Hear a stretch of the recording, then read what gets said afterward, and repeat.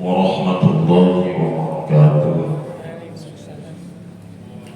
A'udzu billahi minasyaitonir rajim. Bismillahirrahmanirrahim. Alhamdulillahi rabbil alamin. Assalatu wassalamu ala asyrafil anbiya'i wal mursalin sayyidina wa maulana Muhammadin wa ala alihi wa ashabihi ajma'in. Para jemaah yang berbahagia, alhamdulillah, sesuai dengan harapan kita, sesuai dengan doa-doa kita yang dipandu oleh Kanjeng Nabi, Allahumma barik lana fi Rajab wa Sya'ban wa ballighna Ramadan. Hari ini kita berada di dalam bulan Ramadan, di mana banyak yang bisa kita lakukan, banyak ibadah, baik ibadah wajib, ibadah sunnah yang bisa kita lakukan, yang kesemuanya itu pasti dijamin oleh Allah diberikan pahala yang berlipat ganda, yang lebih dari biasanya. Apalagi yang namanya ta'lim, di mana pencarian ilmu ini merupakan titah. Allah menurunkan Al-Quran, Allah menurunkan para Rasul yang kesemuanya adalah merupakan sumber ilmu. Tugas kita hari ini di dalam beribadah itu harus mengacu kepada ilmu yang diturunkan oleh Allah melalui kitab-kitab, melalui para Rasul, yang kemudian dilanjutkan oleh para ulama. Di saat kita tidak bertemu dengan para nabi, dengan para rasul, kita bertemu dengan para ulama. Kita belajar dari para ulama agar ibadah kita bisa menjadi ibadah yang sesuai dengan yang dituntun oleh Allah.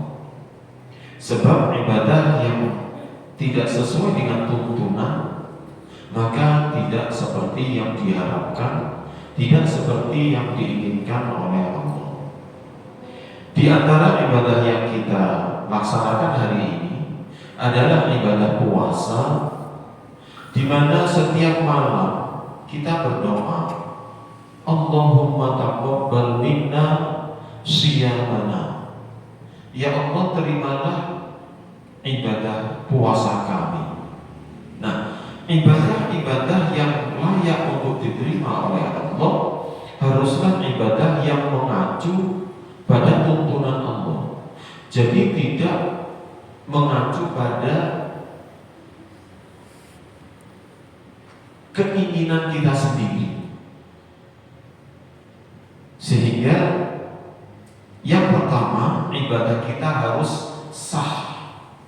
Kalau sudah sah, maka ibadah kita sudah dianggap sebagai menjalankan ibadah. Kita dianggap sebagai sudah menjalankan ibadah, meskipun mungkin nanti belum dinilai sebagai berpahala.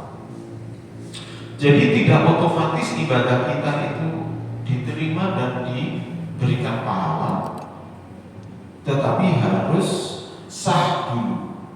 Contohnya kalau beribadah sholat itu rukun-rukunnya, syarat-syaratnya harus terpenuhi. Adapun nanti untuk meningkatkan kualitasnya itu ada yang namanya kesunahan-kesunahan, sehingga ibadah kita lebih berkualitas kalau sudah diterima oleh Allah.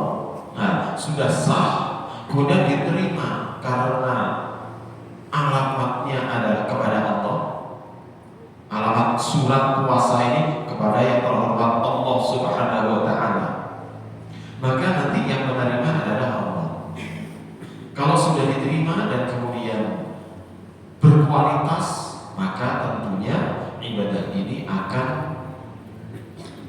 diberikan nilai yang tinggi, yang sehingga layak mendapatkan kasih sayang Allah berupa imbalan, berupa pahala yang besar. Kalau kita tidak memperhatikan keabsahan, kita tidak memperhatikan alamat untuk Allah, kita tidak memperhatikan kualitas ibadah, maka ibadah kita akan kosong, tidak bernilai apa-apa, dan bahkan mungkin tidak dianggap sebagai telah menjalankan ibadah. Oleh karenanya kita belajar ilmu fikih.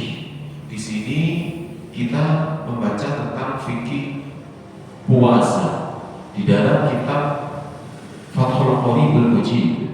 Akan tetapi kami baca pokok-pokoknya sebab waktunya juga terbatas. Bismillahirrahmanirrahim. Qala al-musannif rahimahullahu ta'ala wa nafa'ana bihi wa bi'ulumihi fid dharain amin ya rabbal alamin. Allahumma iftah hikmataka wa anshur 'alaina rahmataka ya dzal jalali wal ikram. Bismillahirrahmanirrahim.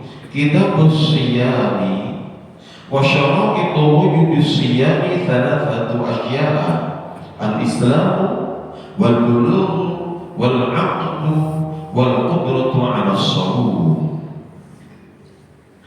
Kitab ini membincang tentang Siyam, shaum itu sama saja, maknanya sama, yaitu menahan diri dari segala hal yang bisa membatalkan puasa, menahan diri dari segala hal yang bisa merusak ibadah puasa tersebut, mulai sejak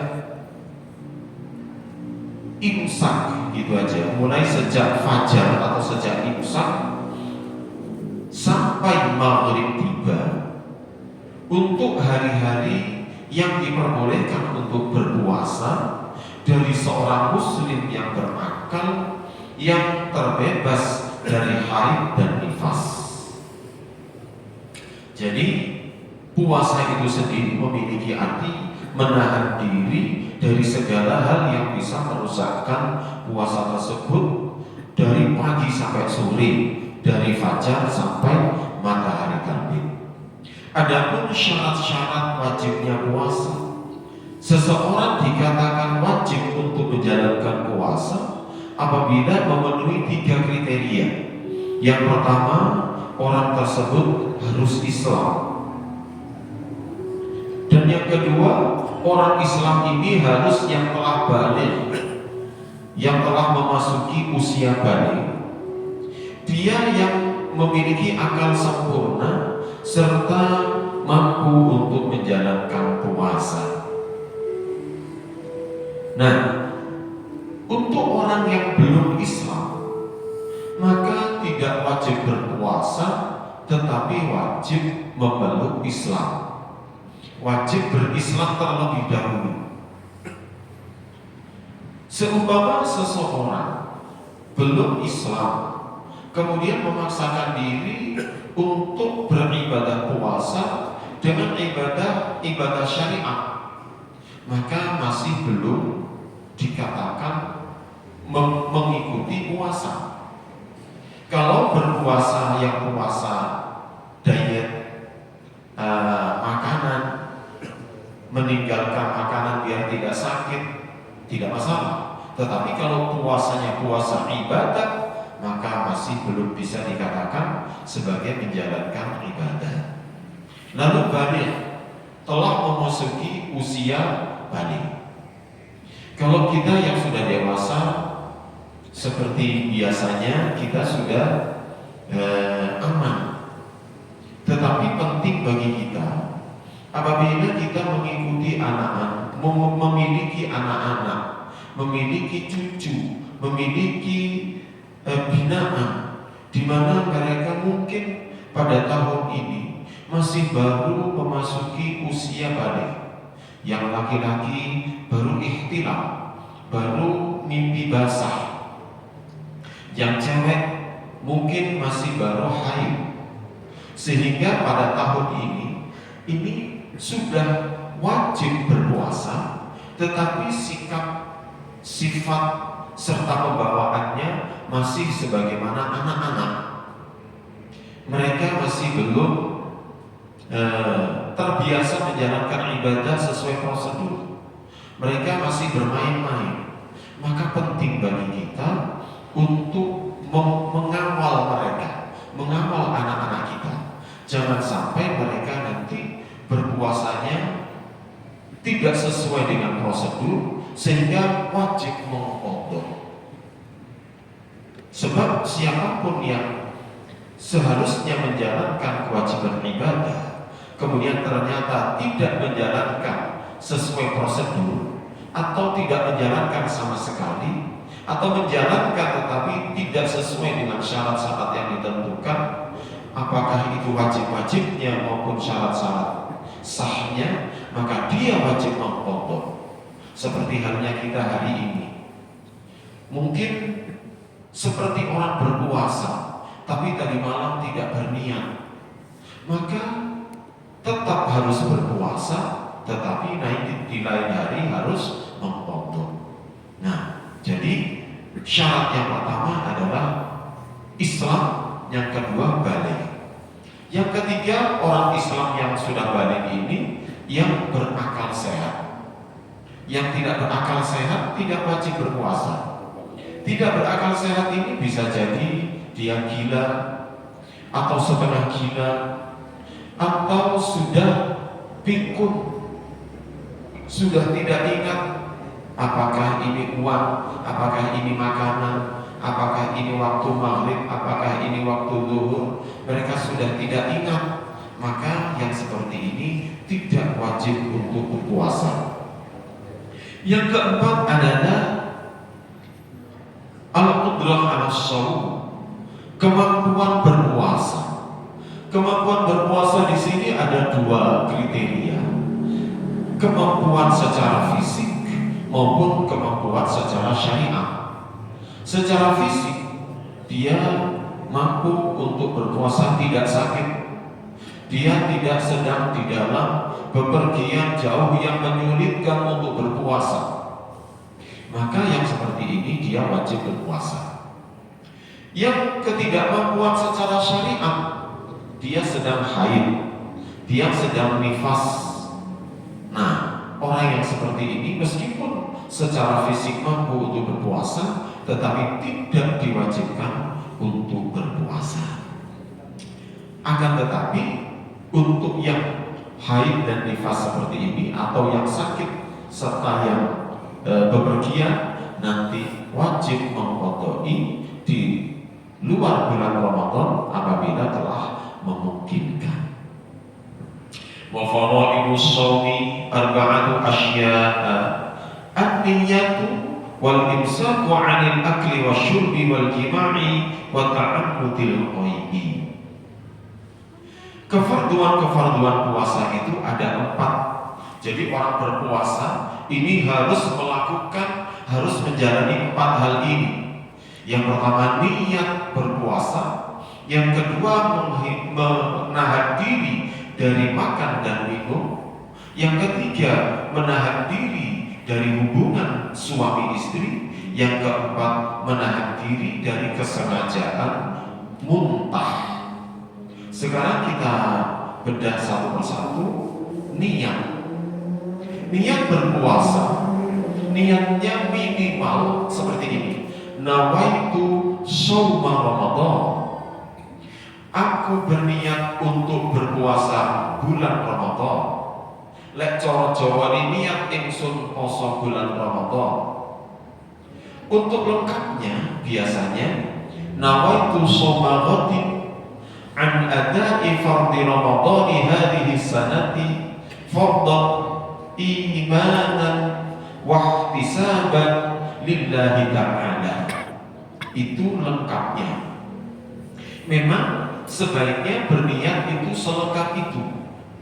Nawaitu, saya berniat shauma ghadin, berpuasa di hari esok, an ada'i fardhi Ramadhani hadhihi sanati, untuk mendatangi kefarduan Ramadan di tahun ini, imanan, karena beriman kepada Allah, wahtisaban, dan berharap untuk mendapatkan pahala dari Allah, lillahi ta'ala, hanya untuk Allah Ta'ala. Nah, yang seperti ini kenapa baik untuk diniatkan selengkap ini? Sebab yang pertama jelas sudah memenuhi kriteria wajib, nawaitu shauma Ramadan. Kemudian tadi kami katakan berpuasa ini harus untuk Allah, karena iman kepada Allah, lillahi ta'ala. Kemudian ihtisaban lillahi ta'ala, hanya berharap mendapatkan pahala dari Allah. Sehingga benar-benar puasa kita ini diharapkan layak untuk diterima oleh Allah dan mendapatkan pahala yang besar hanya dari Allah juga. Kemudian yang pertama tadi niat, yang kedua meninggalkan segala hal yang bisa membatalkan puasa, yaitu makan baik banyak ataupun sedikit, minum baik banyak maupun sedikit, berhubungan suami istri, kemudian muntah secara sengaja. Nah, makan yang sengaja kita pasti, makan yang tidak sengaja ada nggak? Makan yang tidak sengaja ada, bisa jadi kita lupa. Nah, sekarang persoalannya adalah makan yang banyak atau sedikit. Yang sedikitnya ini sekarang sedikit, ada yang sengaja, ada yang tidak sengaja. Contoh yang sengaja, saya habis makan sahur, belum gosok gigi, rasa ada selimut di dalam, kemudian saya telan. Maka meskipun sedikit, itu sengaja saya telan, itu membatalkan puasa. Akan tetapi kalau misalnya tidak sengaja ditelan, kita menelan ludah, menelan liur, kemudian selilitnya tadi itu ikut tertelan, itu tidak membatalkan puasa.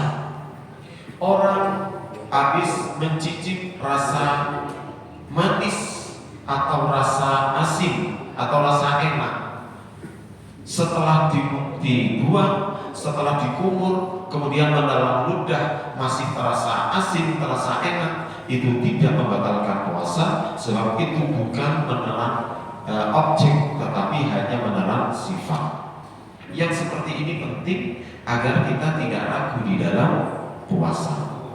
Kemudian menahan diri dari hubungan suami istri. Hubungan suami istri itu kita sudah pasti tahu, itu membatalkan puasa baik bagi istri maupun bagi suami. Adapun nanti tentang odot-odotnya ada, wajib mengodot juga wajib kafarah, tetapi belum dibicarakan, belum dibincangkan pada pertemuan awal ini. Kemudian sengaja muntah itu juga harus ditinggalkan dengan metode apapun, dengan cara apapun, sebab muntah mengeluarkan segala sesuatu yang dari dalam perut melalui jalan mulut ini, dengan cara apapun ini membatalkan puasa. Tetapi kalau muntah sendiri, muntah yang tidak disengaja, atau terpaksa muntah dengan yang tidak mungkin untuk ditahan, itu tidak membatalkan puasa. Apakah ada metode muntah? Ada. Misalnya dimasukin apa di dalam kerongkongan biar muntah. Nah, kalau misalnya terjadi bahaya yang sehingga harus dimuntahkan, bagaimana? Maka boleh dimuntahkan, puasanya batal tetapi tidak berdosa, sebab karena darurat. Kalau tidak darurat kemudian sengaja muntah, maka benar-benar ini berdosa serta membatalkan puasa. Walladzi yuftiru bihi shaim asyratu asya. Pada kesempatan yang akan datang, insyaallah kita berbincang tentang hal-hal yang bisa menjadikan puasa kita batal. Mudah-mudahan menjadikan ilmu yang bermanfaat, menjadikan tambahan ilmu yang menginspirasi, serta menjadikan ilmu yang bisa menjadikan ibadah kita dari waktu ke waktu menjadi lebih sempurna. Amin ya rabbal alamin. Rabbana taqabbal minna innaka antas samiul alim wa tub 'alaina innaka antat tawwabur rahim. Rabbana anfa'na bima 'allamtana wa 'allimna ma yanfa'una wa zidna 'ilman nafi'a. Rabbana faqihna fid din wa 'allimna at-ta'wil waj'alna wa auladana wa talamidana wa qaumana min ahli al-'ilmi wal khair wa la taj'alna wa iyyahum min ahli asy-syarri wal khair. Rabbana hab lana min azwajina wa dhurriyyatina qurrata a'yunin waj'alna lil muttaqina imama. Rabbana atina fid dunya hasanatan wa fil akhirati hasanatan wa qina 'adzabannar. Wa sallallahu ala sayyidina Muhammad wa ala alihi wa sahbihi wa baraka wa sallam. Walhamdulillahi rabbil alamin. Assalamu alaikum warahmatullahi wabarakatuh.